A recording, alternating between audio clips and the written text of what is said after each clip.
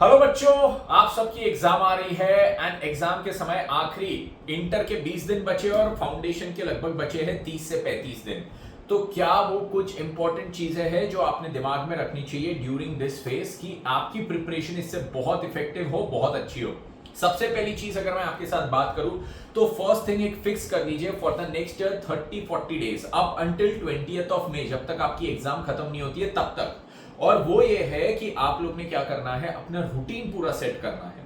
आपके उठने का टाइम, सोने का टाइम, खाने पीने का टाइम ये सेट करो। आपको दिन में 12 घंटे, 14 घंटे, 15 घंटे कुछ भी पढ़ना है, बट उसके लिए जरूरी है सोना कितने बजे, उठना कितने बजे, खाना कितने बजे। क्योंकि इसमें अगर आप चेंजेस करते रहे, इसमें अगर आप कंसिस्टेंसी नहीं रखे तो आपका प्रोडक्टिविटी बहुत फास्ट नीचे चले जाएगा। आपकी बॉडी को अगर क्लैरिटी नहीं रहा कब उठना है, कब रेस्ट करना है, कब ब्रेक लेना है, कब मेहनत करना है, अगर ये रोज के रोज कंफ्यूज हो रही है आपकी बॉडी और माइंड, क्योंकि आप रोज के रोज टाइमिंग्स चेंज कर रहे हो, so this will not be good for your productivity. तो सबसे पहले ये फिक्स कीजिए। दूसरी चीज, एट दिस जंक्चर कुछ भी नया पढ़ना चालू मत कीजिए।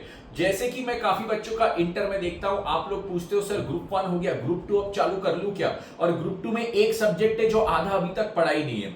या फिर सर ग्रुप 1 पढ़ के हो गया, ग्रुप 2 पढ़ा है बट अभी कुछ ध्यान नहीं है, तो अभी पहले 20 दिन उसको दे देता हूं, 25 दिन दे देता हूं, आखिरी 5 दिन में वापस ग्रुप 1 करूंगा।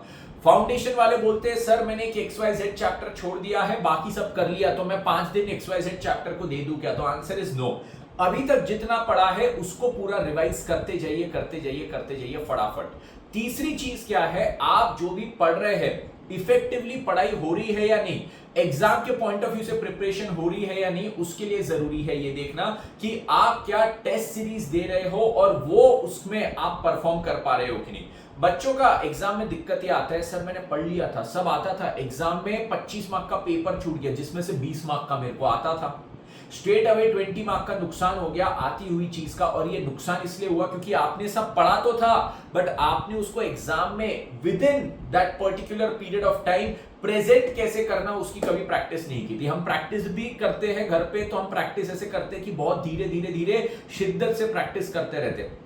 तो जरूरी है आप 50 मार्क्स, 100 मार्क्स के मल्टीपल पेपर्स दो, एक भी नहीं मल्टीपल पेपर्स दो, जिससे आप एग्जाम में उसको स्पेसिफाइड टाइम में कंप्लीट कर पाइए। ठीक है।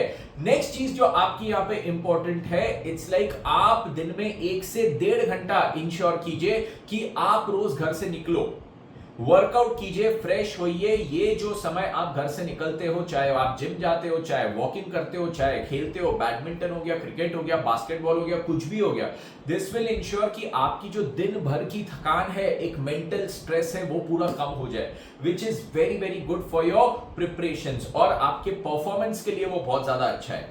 तो रोज दिन का पौन घंटा, 1 घंटा, 1.5 घंटा ऐसा रखिए जिसमें आप खेलते हो। आप कितना भी ज्यादा पढ़ाई कर रहे हो, ये चीज बहुत ज्यादा जरूरी है, क्योंकि दिन भर एक एनवायरनमेंट में आप घर के अंदर ही बैठे रहोगे, बैठे रहोगे, बैठे रहोगे, तो वो जो एक गुड हॉर्मोन्स, गुड केमिकल्स हमारी बॉडी के लिए होते हैं, वो सीक्रेट नहीं होते, जो खेलने से, कूदने से होते हैं, वर्कआउट करने से होते हैं। तो इट इज वेरी इंपॉर्टेंट कि आप इस फेज में दिन का 1 आध घंटा जितना वर्कआउट भी कीजिए।